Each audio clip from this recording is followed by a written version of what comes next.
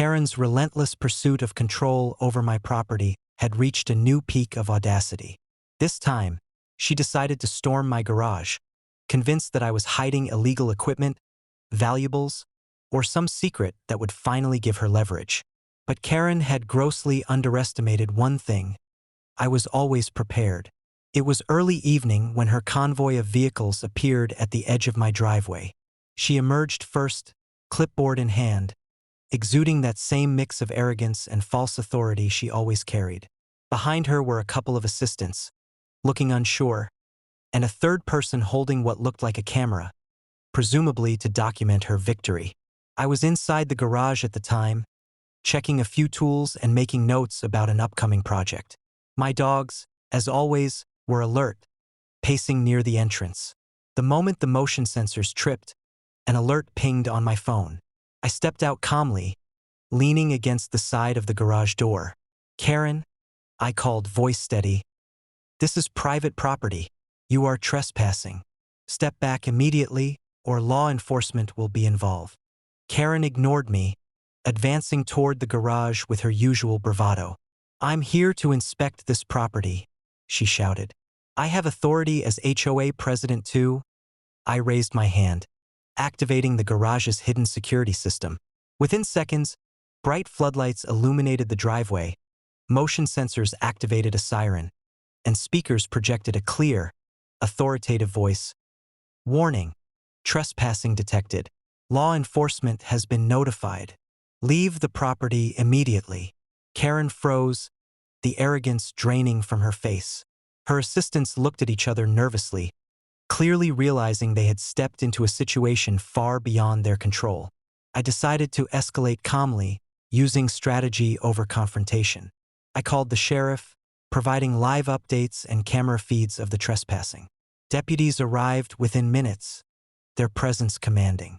Karen tried to explain herself, shouting about HOA rights, community oversight, and imagined violations.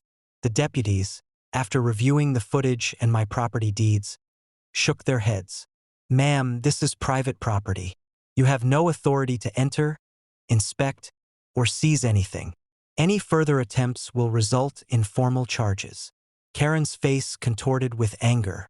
She tried one last bluff, moving toward the garage door as if she could force her way in.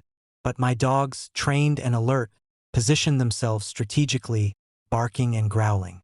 The combined authority of the deputies, the security system, and my presence left her with no options. I slowly opened the garage door, inviting her to see that the space was ordinary, orderly, and legal: tools, vehicles, and storage items neatly arranged. There was nothing illegal, nothing secret, nothing she could exploit. Her eyes widened in disbelief. The garage was exactly what she had feared: normal, lawful, and under my complete control. At this point, the deputies reiterated that any further harassment would result in immediate arrest. Karen, realizing she had been thoroughly exposed, finally retreated, dragging her entourage behind her. The look of utter frustration on her face was unmistakable. Her plan had failed spectacularly.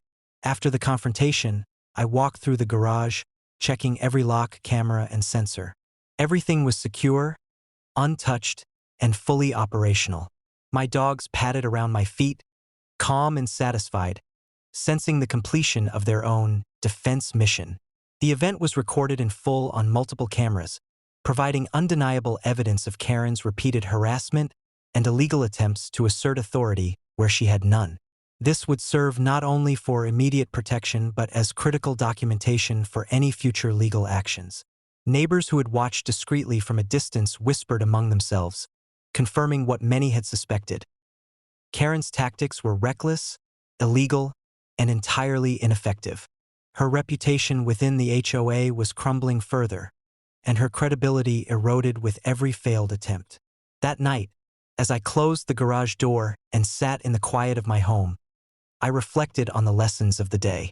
Preparation, calm authority, and adherence to the law had neutralized Karen's aggression once again.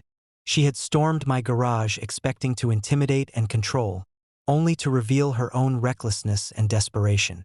The garage remained untouched, my property fully secure, and my peace of mind intact.